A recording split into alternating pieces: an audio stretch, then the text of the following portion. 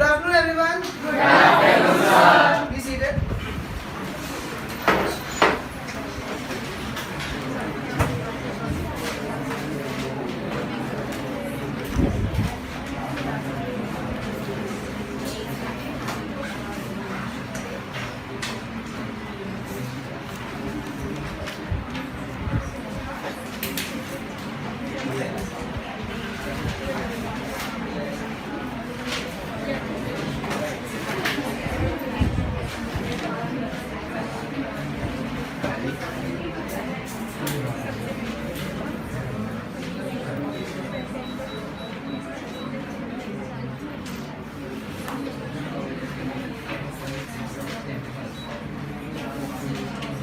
Yes, did you all revise the answers and come?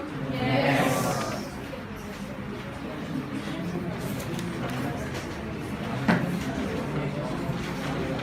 Last period we did with direct inquiries, advantages and disadvantages. So close your notebooks, everyone.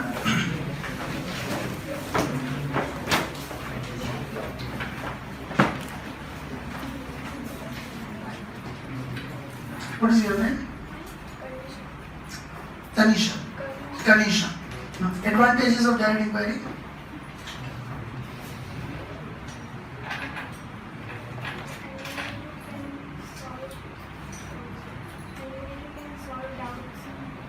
Enumerator can solve doubts or questions arising during the course of inquiry. What else?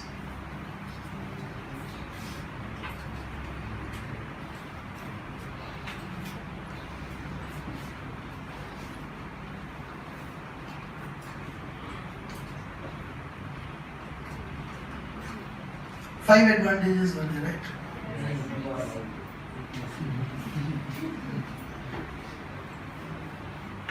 Only one you remember. Try with others.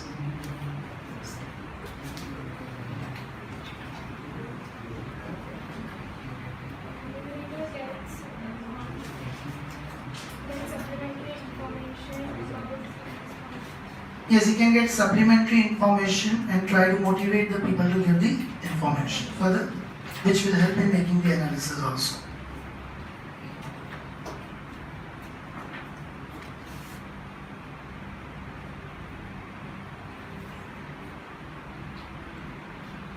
Okay, be seated. Aaron? If the respondent is having some doubts or problems in giving answers, then enumerator can help him and get the information. If he can solve some doubts of respondent, if a respondent is having fear that his information would be misused, then enumerator can give him assurance that the institution or agency is not will not misuse the information.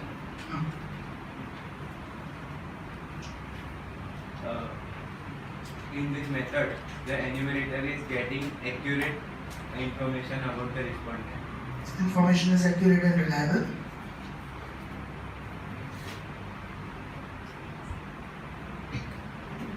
Two more are left out.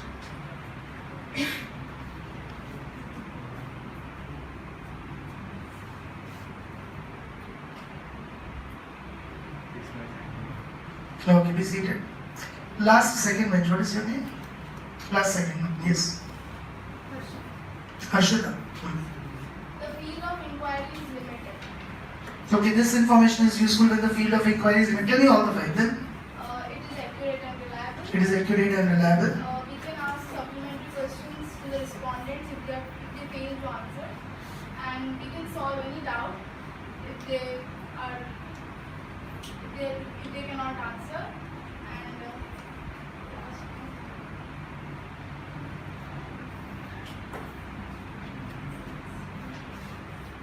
last one Okay, be seated. Anyone who can tell me all the five?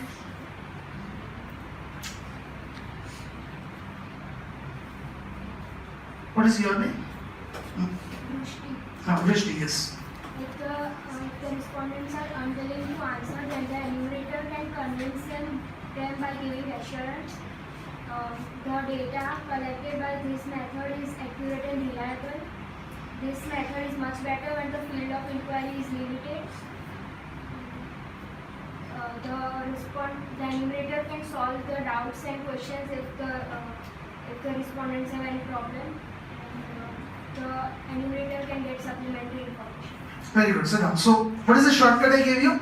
You are lovely students of sir. U stands for unwilling. If the respondent is unwilling to give the information, then you can convince them, motivate them, give the assurance that the information will be kept confident and get the information. Then R stands for reliable. So the information is accurate and reliable. Then lovely SL stands for limited scope of inquiry, field of inquiry. This method is advantageous when there are limited respondents from whom the information is to be collected. Then students S stands for solve. You can solve any doubt or suspicion arising during the course of inquiry. And sir, S stands for supplementary information. You can take supplementary information from them which will help at the time of analysis of the data. And two disadvantages were also there. What is your name? Akash. This method takes more time and more number of enumerators if the field of inquiry is very wide. This method requires more money.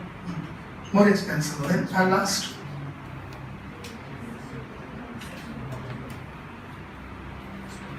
When is it not useful?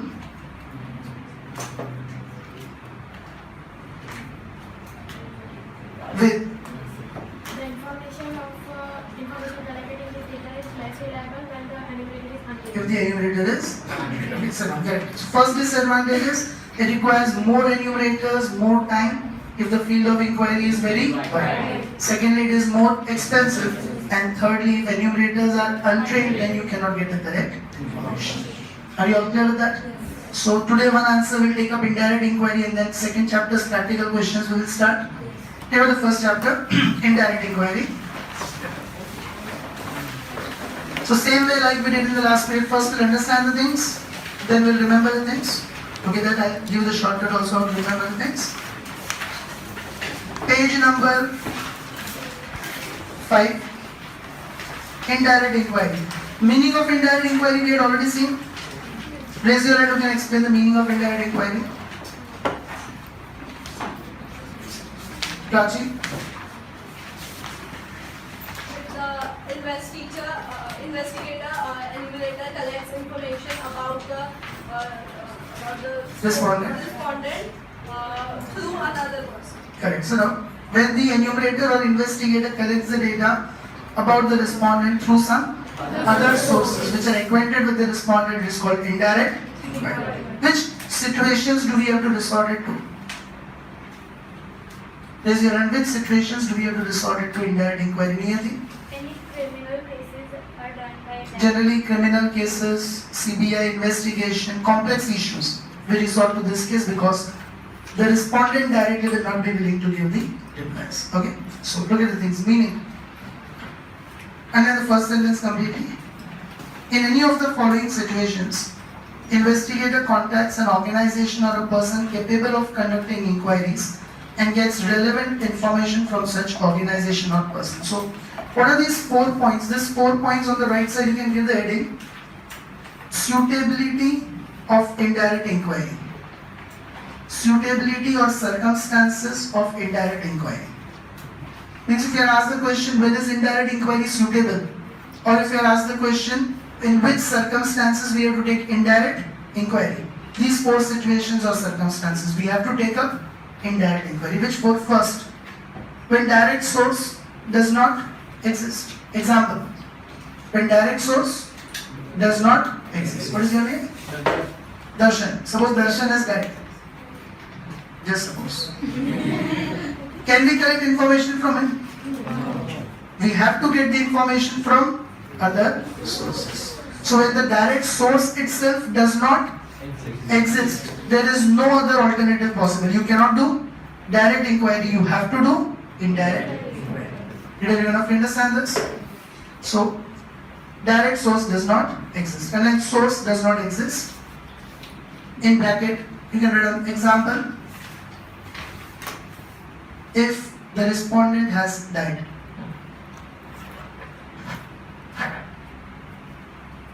Secondly, when the field of direct inquiry is very large and there is lack of time for personal contact with the respondents. If you remember, I gave you the example that if you have 1 day left and you have 500 people to inquire, you can do that.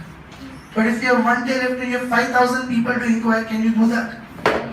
So field of inquiry is very large and 5,000 people cannot be contacted on 1 day. Personal contact with so many respondents is just not possible on 1 day. So what shall we do? We shall contact 50 people who know those 5,000 people. 50 people can be contacted on 1 day. Even each of them knows 100 people each. Then we get the information about 5,000 respondents. So when the field of inquiry is very large and personal contact is not possible because the time is very limited. Is everyone familiar with this? So, unlike personal contact, lack of time for personal contact. Third, when information is to be obtained, when the information to be obtained is complex. CBI, murder cases, income tax rates, CID investigations, these are called complex cases. Where if you direct inquiry, people will not answer. Criminal will not say that he is a criminal. You have to inquire through other sources. So in bracket you can write example. CBI, CID, commissions of inquiry, etc.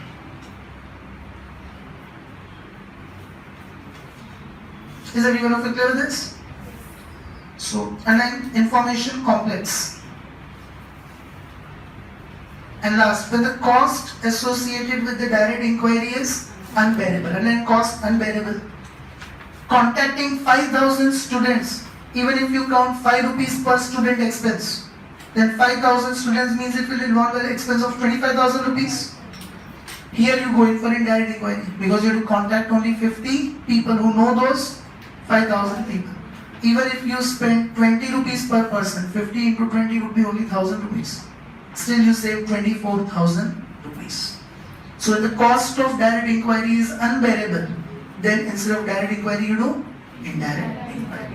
Is everyone clear with this? So underline cost unbearable. Any confusions in that? Okay. Now how to remember this answer? Which is the most common thing in the mobile phones these days? What is your most favorite time pass when you have a mobile phone? Yes? Selfie. Pics.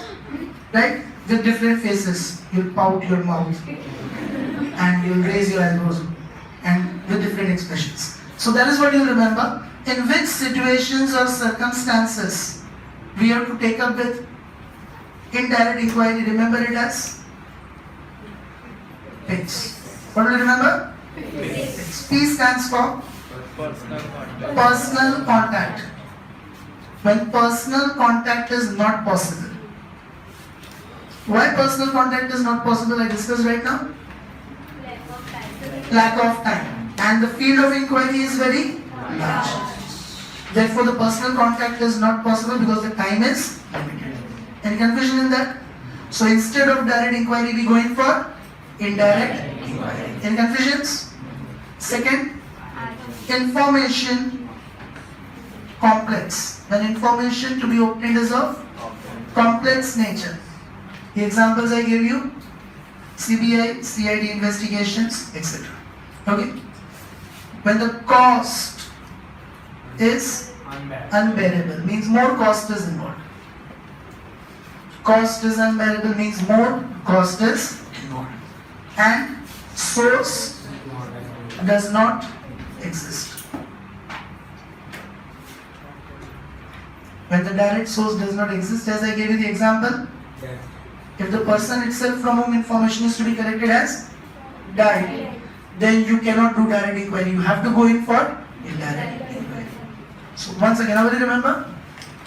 PICS. That is, personal contact is not possible due to lack of time and large field of inquiry. Information to be obtained is of complex nature. Cost is unbearable and source itself does not exist. Any confusions with this? So, first point, pix P is the second point. Second point on the left side, write down P. Circle personal contact. I means third point. Third point on the left side, write down I. Circle information. C stands for fourth point. Fourth point on the left side, write down C. Circle cost.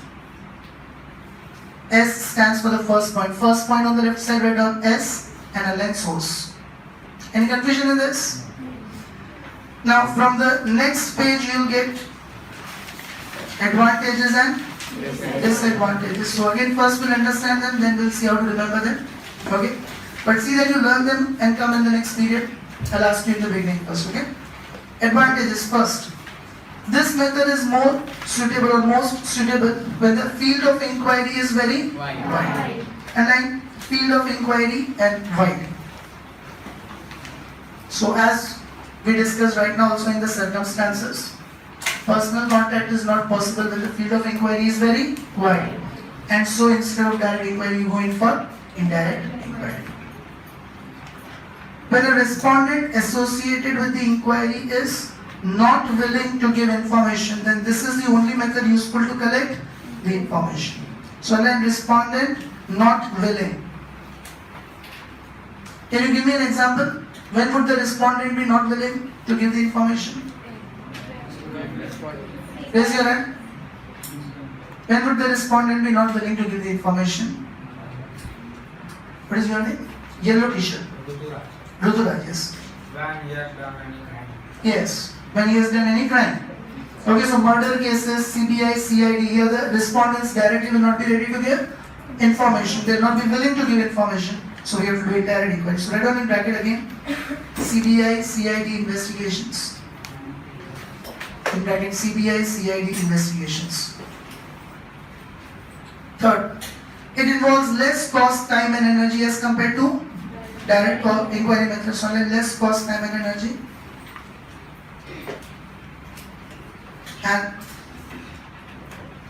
for this method is very much useful for various departments of government to collect various types of information, and then useful for government.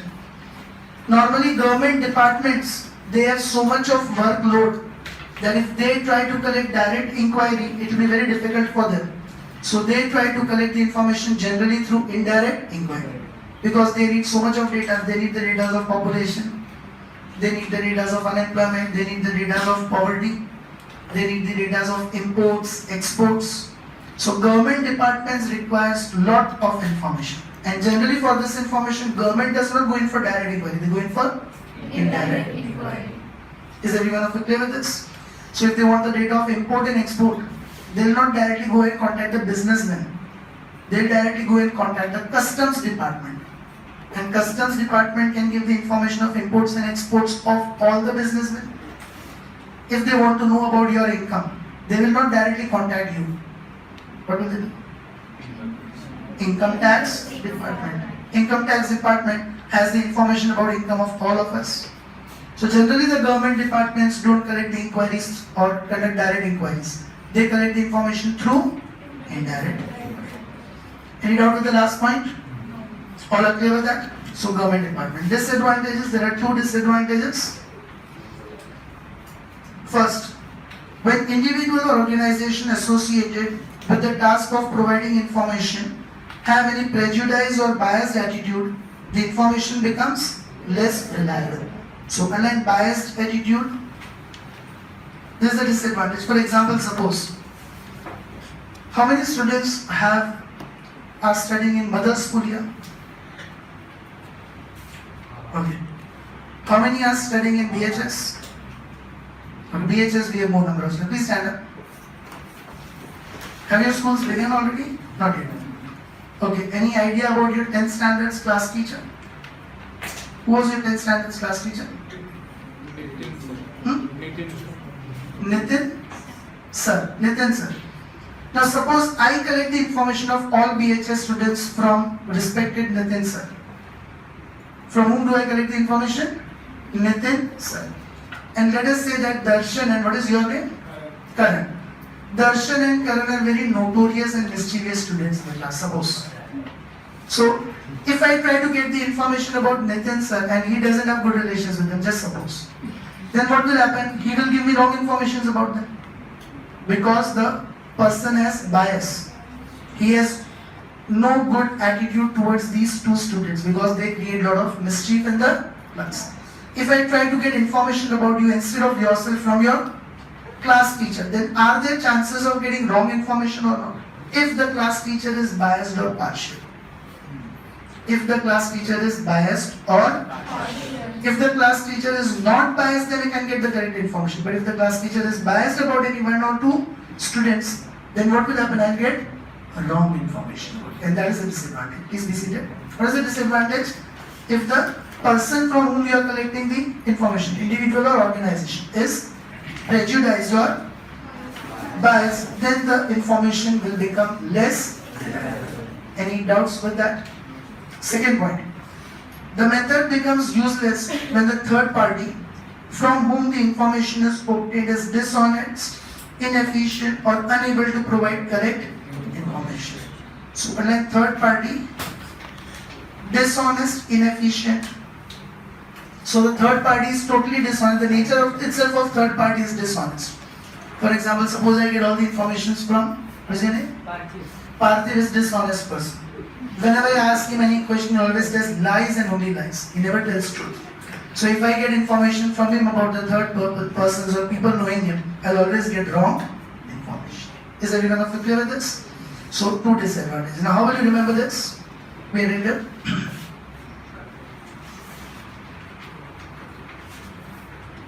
Advantages.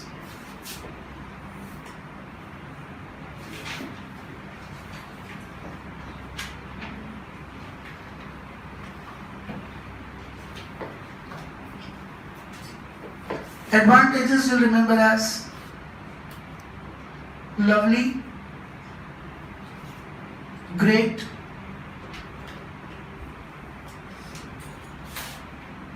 you will. Okay, how will you remember the advantages?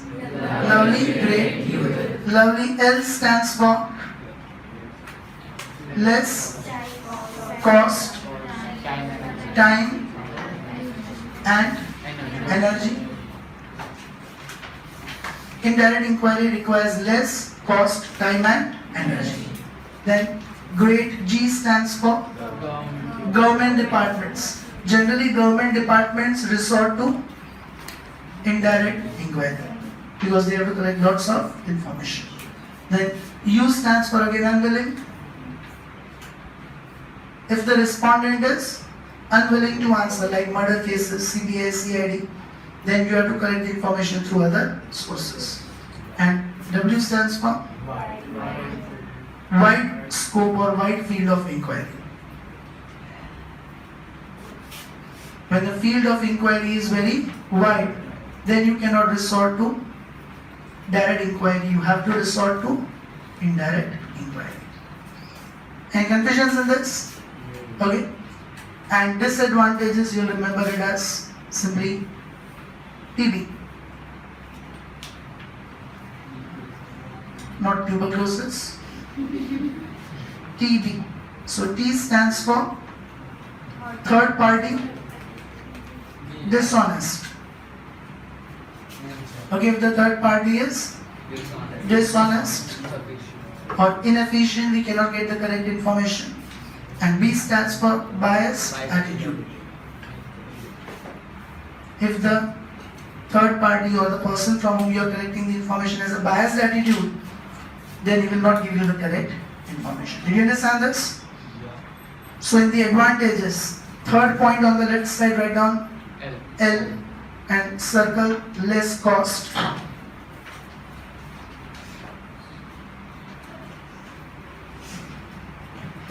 Fourth point, great, G stands for government. Circle the word government and write down G on the left side. Second point on the left side, write down U and circle not willing, means unwilling. Not willing means below that, circle not willing and write down unwilling. And W in the first point right on left side and underline circle white. Any confusion in that? Disadvantages, second point on the left side right on T, underline circle third party and dishonest.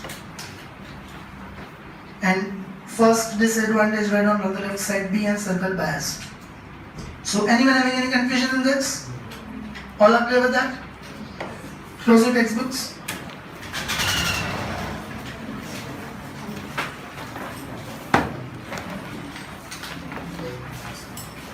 Arushi, tell me these situations or circumstances when we have to use indirect inquiry. Picks.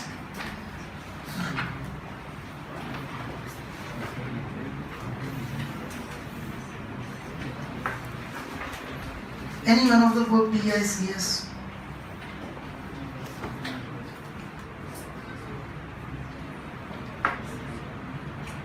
Okay, you can tell me the circumstances or situations when we used to use indirect inquiry. Short form we have seen as PICS. So,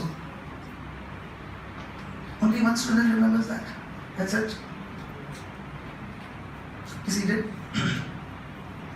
Isha? So P stands for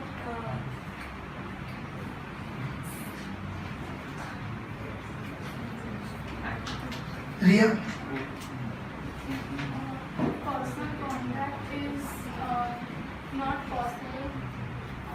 Second Personal contact is not possible due to lack of time and large field of inquiry. Further,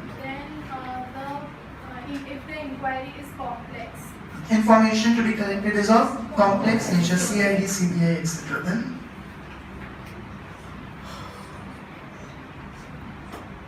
be seated both of you. Ayushi, the cost is unbearable. if the cost is unbearable in direct inquiry, we go in for indirect inquiry. And Fatima? No, not Fatima. Atif. What is the name? Atif, sorry. Source does not exist. Correct, when the source itself does not exist. Once again, P. Personal contact is not possible because the field of inquiry is large and time is I. Information is of complex nature. C. Cost is unbearable. S. Source does not exist. The person has time. Advantages. Raise your hand. Advantages of indirect inquiry. No discussions? Niyati? When the respondent is unwilling to give the information, the enumerator can ask questions to the Other people. other people.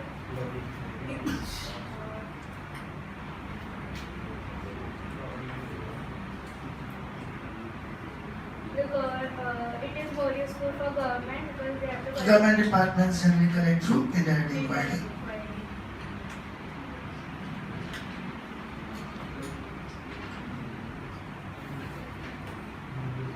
It is a better option when the field of inquiry is very wide. Field is very wide. And one more.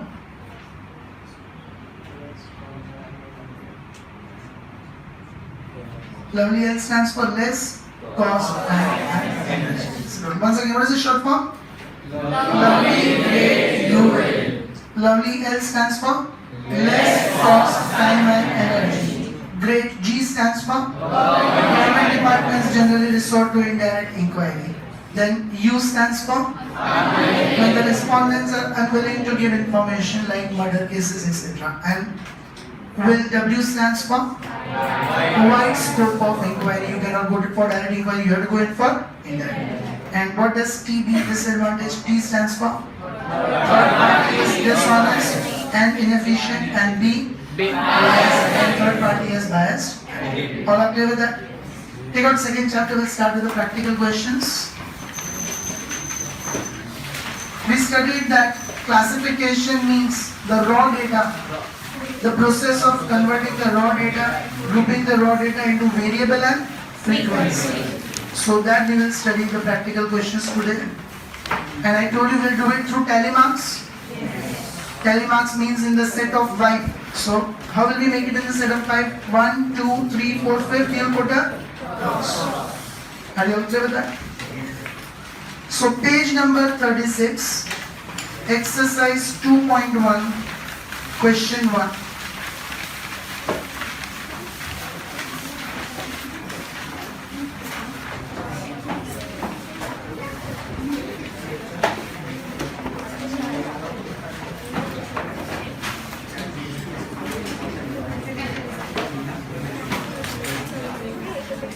Take it out everyone.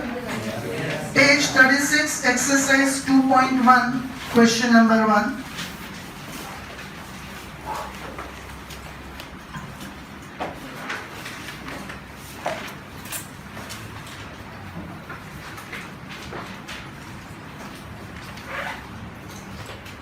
First, understand what is a variable and frequency and why do we do this for discrete. Right now we are studying only discrete frequency distribution.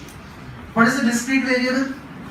Cannot be In the exams you cannot write that. That is just for understanding. Which can assume countable or definite or fixed number of values. Okay, and if you can assume any value, then that is continuous. The data regarding the underlying number of children of 50 families, underlying 50 families in a certain area are given below. Now, be attentive. First question, so I am explaining you. Next onwards, I'll ask you. So understand the things properly. You are given two data here. One is number of information and second is 50 families. Now tell me, does number of children vary from family to family? Yes. Or does number of families vary from children to children? Number of children varies from family to family. So number of children is variable. Mark it as Xi. Number of children, did you underline? Mark it as Xi. And 50 families is its frequency, mark it as Fi. Means if there are 3 families with 0 children, then what is that 3 is its frequency. So number of families is its frequency. Next questions I'll ask you. You must be able to tell me what is variable and what is frequency. Here what is a variable? Number of children. And what is frequency? Number of families. Now, is number of children a discrete or a continuous variable? Discrete, because number of children first of all cannot be in decimals. Secondly, number of children can assume only countable or fixed number of values. Okay? So we will be making discrete frequency distribution. Any confusion in that? What is the minimum value? 0. Circle any one of the zeros or underline any one of the zeros. Maximum? 3. So circle or underline any one of the 3's. Means we will be making discrete frequency distribution from 0 to 3. Is everyone clear with that? So, write down.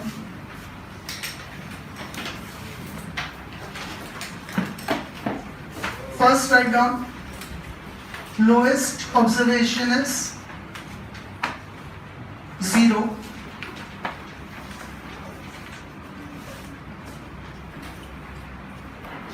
Highest observation is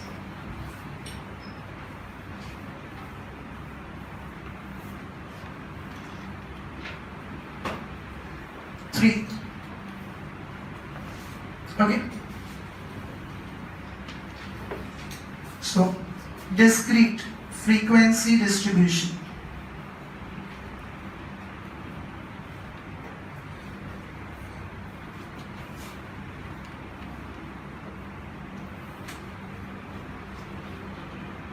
Is shown as below.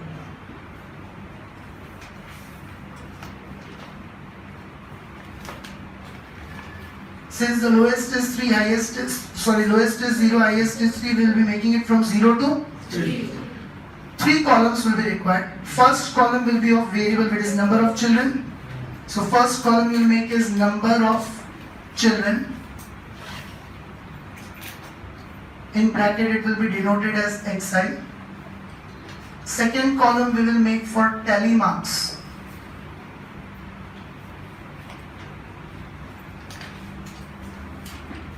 Third column we will make for frequency, number of families.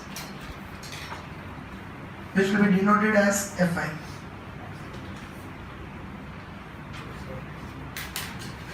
Further, I would like to state that calculators are allowed in 11th standard now. So all of you should carry calculators along with you. Any moment of time in stats and accountancy now they'll be required. At that time, I want everyone must be available with that because certain shortcuts and tips I'll be giving you on calculators. If you don't have it, you will not be able to understand that. Okay? When you purchase the calculator, then try to buy Casio. It has certain features which others don't have.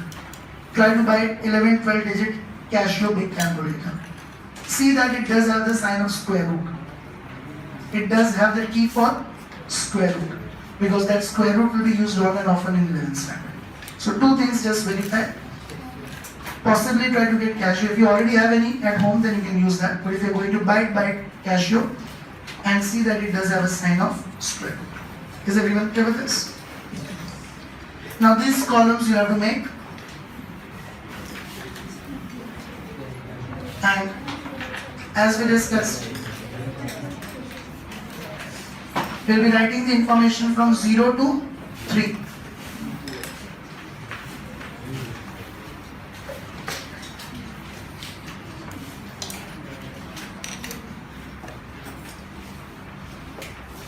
Okay, so you'll be having 0, 1, 2, 3.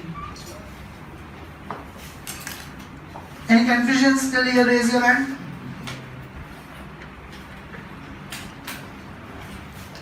See that you do your work neatly, cleanly. Okay? You'll start getting homework from today. Homework to be done in a separate notebook, which when you come, before you enter into the class, you'll keep your homework notebooks outside. Okay?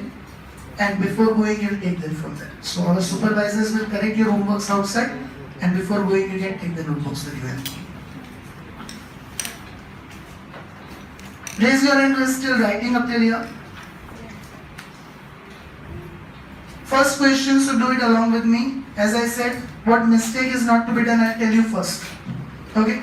Then we will do the tally marking together. What mistake you don't have to do it. First we have 0. So in the question, don't count zeros. In the first line, 1 0. Second line, 2 3. Third line, no zeros. Fourth line, 4 5. And last line, 1 more 6. Don't directly count the zeros. That is a wrong technique of solving it. Because what will happen, you'll read the whole question 4 times. First you'll read the whole question just to get 0. Second time again you'll read the question to get 1. Then again to get 2 and again to get 3. Suppose there are 8 values, then you read the whole question how many times? 8 times. And still there are chances of making a mistake. So what we will do is one by one we will read the observations and we will do the tally marks. Okay, in the set of 5. Because the observations are small, we'll read 3 at a time. And whichever 3 we read at a time, put your finger on the third observation so that you don't get confused which one is the last we have read. Can you see 1, 1, 2? Yes. See here now everyone. 1, 1, 2. Tally marks. Raise your hand who did not understand this. All are clear up till here? Next, 1, 1, 1, 1, 1, and cross. Fifth one will be a cross. Raise your hand who is not able to follow. All are able to understand? Without hesitation, ask your doubts, okay? After that, you have again 1, 2, 1, 1, 2, 1. And last is 0. So against 0 tally mark. Before I go with the second line, anyone who wants me to explain the first line again, raise your hand. All are clear with this? Now look at the second line. 0, 2, 2. So 0, 2, 2. Then 0, 3, 3. So 0, 3, 3. 2, 1, 2. So 2 again across because that's the fifth one. Then 1 and again 2. And last is again 1. Raise your hand who is not clear with that. So we are reading the question only one time. Okay, next. 2, 1, 3. So again 2 and 1 again cross and then 3. 1, 1, 2. So 1, 1, 2.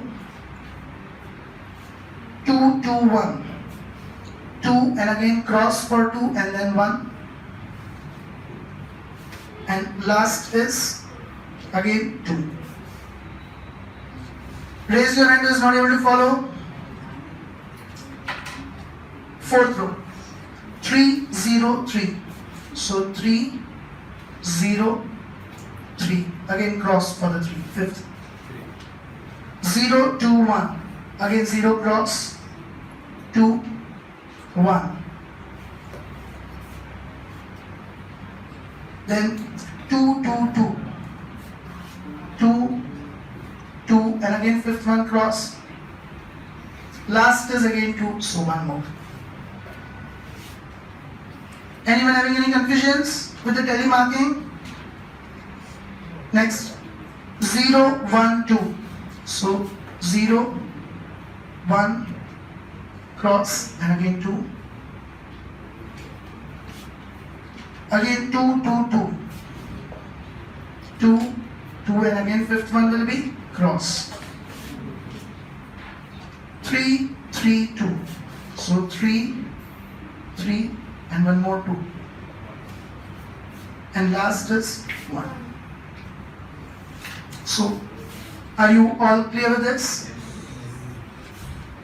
Anyone who wants me to explain the telemarking procedure again? All are clear?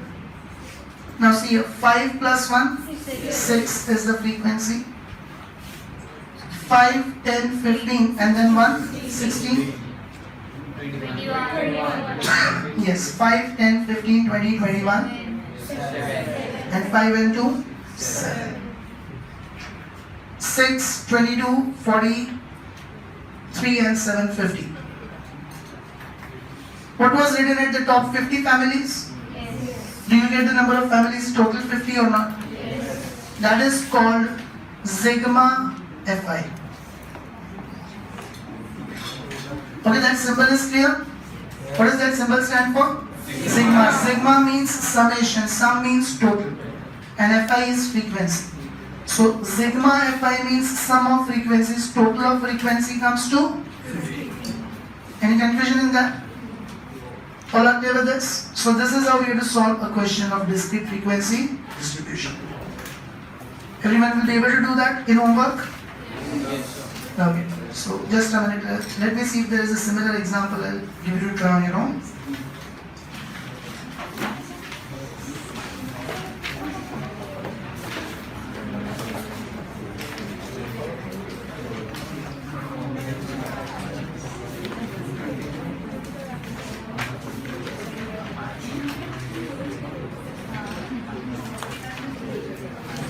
Rest are on continuous frequency distribution, so we need to understand certain rules for continuous frequency distribution before we solve those questions.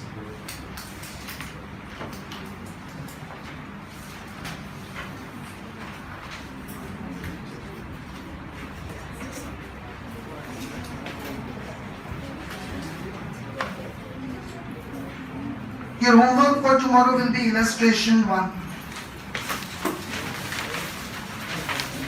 Can you see illustration 1 is a similar question where ungrouped data is there? Look at illustration 1, I'll discuss it. Page number 17. In a television manufacturing company, 500 television sets are produced during the week. A sample of 150 television sets. A sample of 150 television sets is drawn and each television set is examined, and then the number of defects per set is given below. Can you see the two informations? One is number of television sets and second is number of defects. Okay. Hey, what is variable and what is frequency?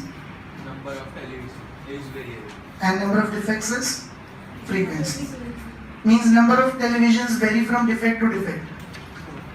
or number of defects vary from television to television? Number of defects vary from television to television. It is not necessary that first information is always variable. Does the number of televisions vary from defect to defect, or number of defects vary from television to television? Number of defects. So number of defects marked as Xi and television sets marked as Fi. Any confusions? What is the minimum value? 0. Underline any one of the zeros. Maximum? 5. Underline any one of the 5. So 0 to 5 means what will be your first column? Number. I want you to solve it in the same order. First you'll write lowest observation 0. Then you'll write highest observation 5. Discrete frequency distribution is shown. And number of defects. Number of defects in bracket Xi, telemarks, and number of television sets in bracket Fi. And 0, 1, 2, 3, 4, and 5. And then you read and do the telemarking. Any confusion in this? No. Now, today we understand few rules for continuous frequency distribution, and tomorrow we will start with the questions of continuous frequency distribution. So certain terms etc. and rules etc. will take up. Give the heading continuous frequency distribution.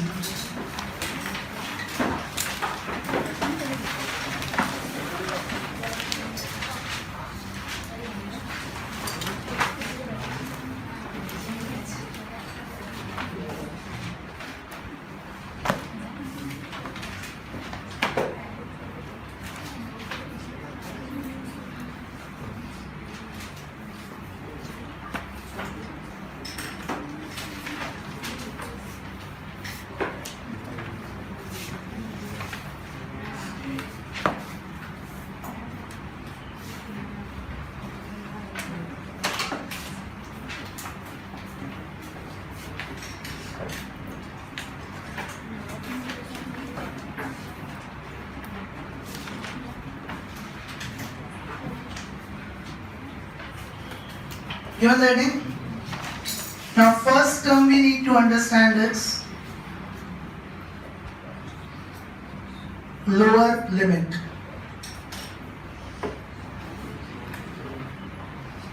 Now continuous frequency distribution will be for continuous variable. Continuous variable can assume any value in a range.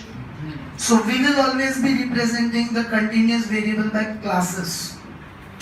We will represent them through classes. Means like we have written 0 here, we shall be writing 0 to 1, 1 to 2, 2 to 3, 3 to 4. Because it can assume any value between 0 and 1. It can assume any value between 1 and 2, or between 2 and 3, and between 3 and 4. Okay? Sometimes for discrete frequency distribution also we make classes if the data is very large. Like here number of children we add from 0 to 3. But if I talk about number of mangoes on a tree, then they can be from 0 to 100. Now writing 0, 1, 2, 3, 4, 500, then repeat 4, 5 pages. Here though the variable is discrete, number of mangoes cannot be in decimals, they are countable in fixed values. The variable is discrete, but we will be making classes. Reason? The data is very large. So we'll divide them because there are up till 100 mangoes. We'll add 0 to 10, 10 to 20, 20 to 30, up till 90 to 100. So classes can be used even for discrete variable if the data is very large. And we always use it for continuous variable. Okay? So lower limit is the minimum value of the class. If the classes are 0 to 1, what is its minimum value? 0. That is its lower limit. 1, 2, 3. If the classes are 0 to 10, 10 to 20, 20 to 30, and so on, then again lower limits are 0, 10, 20. Is everyone of you clear with this? Okay, same way one more term is there which is upper limit.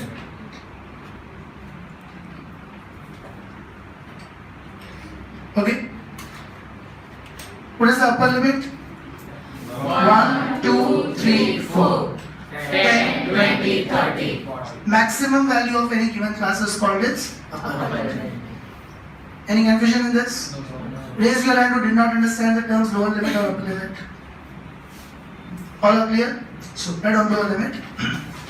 The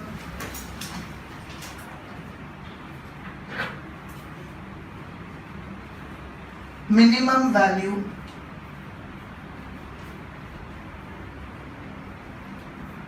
of any class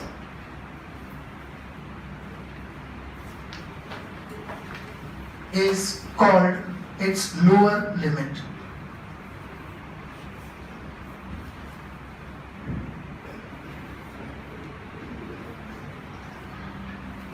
Got it, everyone? And second, upper limit. Define it on your own. The maximum. Can all of you write it on your own?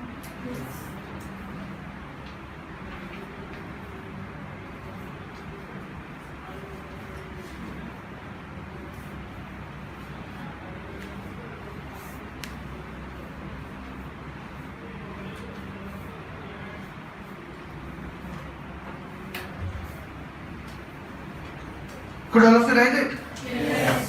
What did you write the? The Maximum value of any given class is called its upper limit. Is everyone clear with that? Now, there are two ways you can express this information. Okay. One is, put your pens down. One is exclusive frequency distribution, and the other one is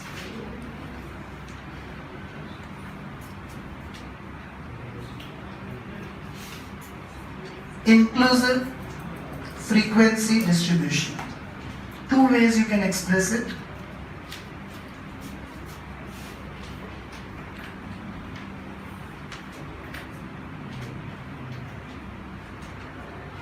Now, if I write the classes 0 to 10, 10 to 20, 20 to 30, 30 to 40, and 40 to 50.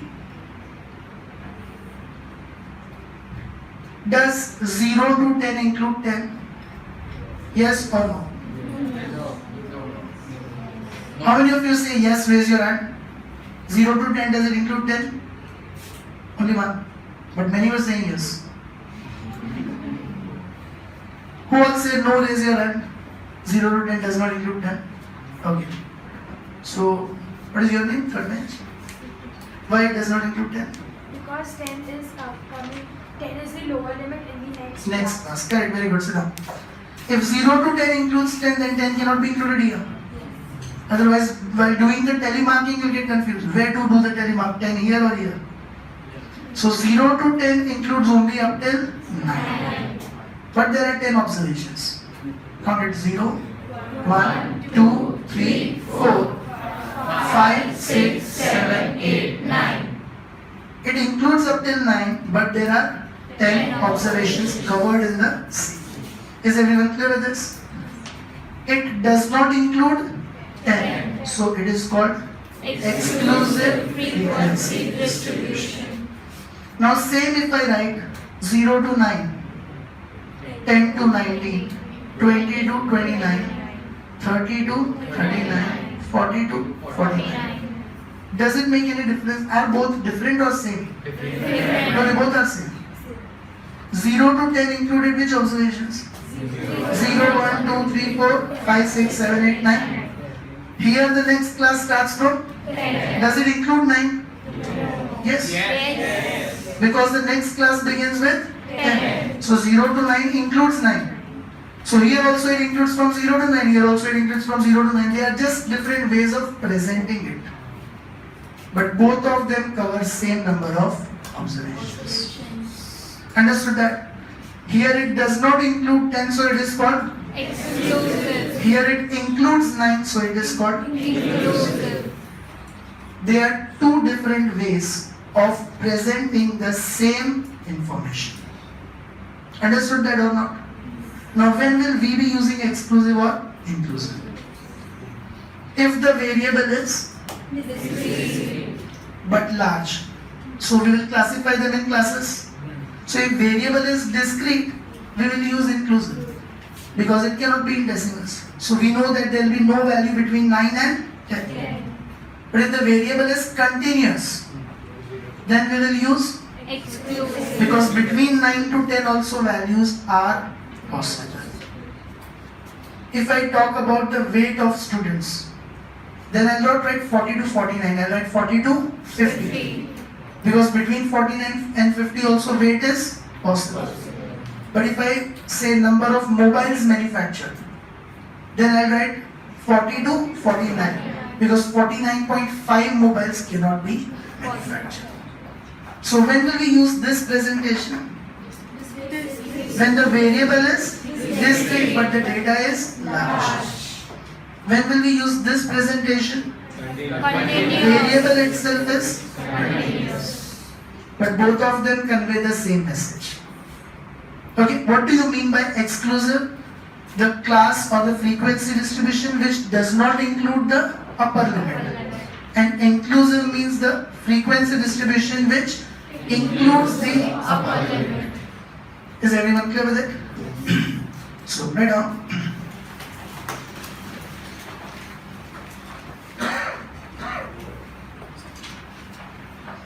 Exclusive frequency distribution first, right now. The frequency distribution which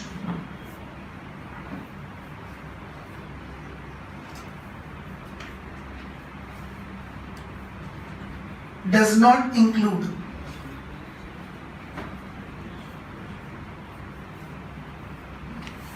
the upper limit.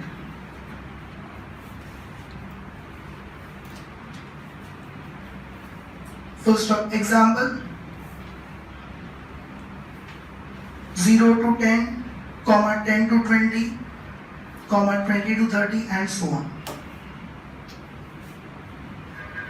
Anyone who did not understand the meaning of exclusive? When will we use it? When the variable itself is continuous. So one more sentence right now. It will be used for continuous variable. It will be used for continuous variable.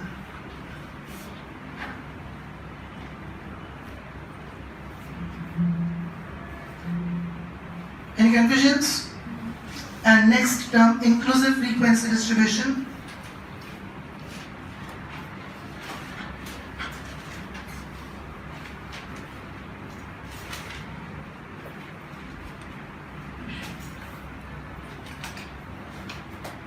The frequency distribution which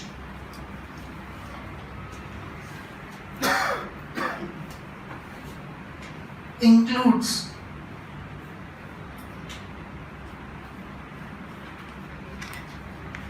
the upper limit.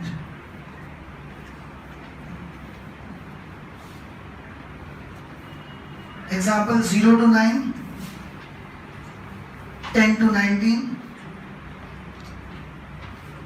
20 to 29 and so on. 0 to 9, 10 to 19, 20 to 29 and so on. Now when will we use this? Variable is discrete but the data is very large. Is everyone clear with this? So write down one more sentence. It will be used when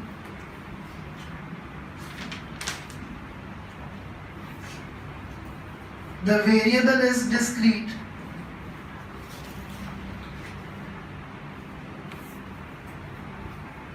comma, but the data is very large. So, any confusions? You'll revise all these terms and come tomorrow. I'll ask you in the beginning, and tomorrow we'll take a few more terms and rules of continuous frequency distribution. Okay, plus you'll learn and come back indirect inquiry. Bye everyone. Bye.